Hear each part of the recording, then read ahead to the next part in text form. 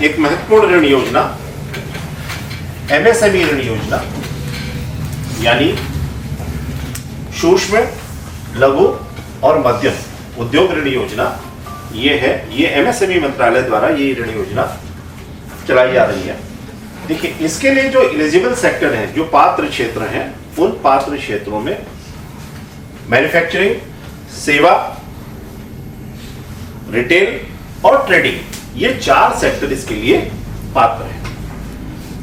अब प्रश्न ये उठता है कि ये को हम कितना ऋण स्वीकृत कर सकते हैं, क्योंकि हम एक कोऑपरेटिव सेक्टर के बैंक हैं। तो नाबार्ड द्वारा 2008 में जो एक्सपोजर नॉर्म्स निर्धारित किए गए कोऑपरेटिव बैंकों के लिए, तो उसमें जो ए कैटेगरी के बैंक यानी कि कैमलसेक रेटिंग में जो नाबार्ड की रेटिंग होती है, उसमें जो ए कैटेगरी के बैंक हैं वो 60 लाख रुपए तक का ऋण स्वीकृत कर सकते हैं। तो जो ए कैटेगरी के बैंक हैं वो 60 लाख रुपए तक का ऋण, जो बी कैटेगरी के लोग हैं वो 40 लाख तक का, सी और डी कैटेगरी के लोग 30 तक का ऋण स्वीकृत कर सकते हैं। ये बात ध्यान रखनी है कि जो हम एमएसएमई सेक्टर में लोन बांटेंगे, ये एमएसएमई सेक्टर का ऋण सीजीटीएमएसई गारंटी से भी आच्छादित है। यानी कि अगर ग्राहक हमसे कहता है कि हम कोलेटरल सिक्योरिटी नहीं देंगे, हम क्रेडिट गारंटी लेंगे, तो आप क्रेडिट गारंटी के अंतर्गत ये ऋण उसको स्वीकृत कर सकते हैं। इसके लिए आवश्यक है कि आपके बैंक को सीजीटीएमएसई का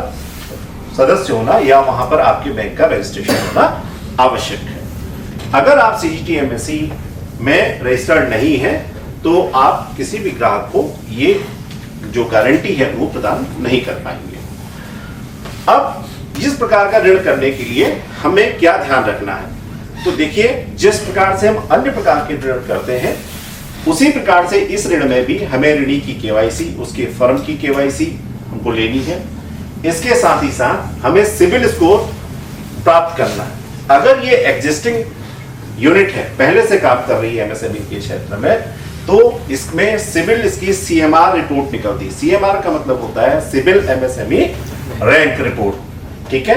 इसी प्रकार से फिर जो एक रिपोर्ट हमें लेनी है वो लेनी है फिट रैंक, यानी कि फाइनेंस, आय का, इनकम, ट्रेड रैंक, ठीक है। फिट रैंक भी सिविल रिपोर्ट के साथ ही निकलती। लेकिन अगर कोई कस्टमर नया है तो उसकी ये सीएमआर और फिट रैंक नहीं निकलेगी, तब उसकी एनटीसी रैंक निकलेगी।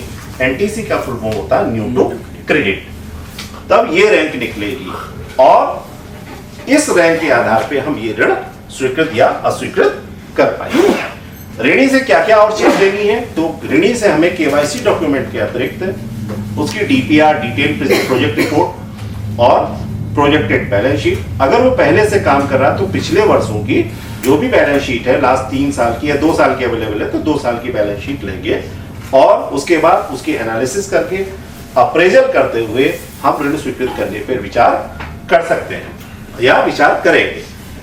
उसके बाद हमें जब ऋण को हम करेंगे तो हम जहां पर ये यूनिट लगने वाली है या लगी हुई है उसका भी हम विजिट करेंगे और जो सूचनाएं ग्राहक के द्वारा, ऋण लेने वाले व्यक्ति के द्वारा हमें उपलब्ध कराई गई हैं उनका हम मिलान करेंगे उसके डॉक्यूमेंट के आधार पे और वास्तविक तौर पर उसकी साइट पर जाके, उसकी यूनिट पर जाकर के अगर वो सारी चीजें सही है तो सीए से स्क्रूटनी रिपोर्ट लेकर के हम इस लोन को आगे डिस्बर्स कर देंगे, स्वीकृत करते हुए डिस्बर्स करेंगे।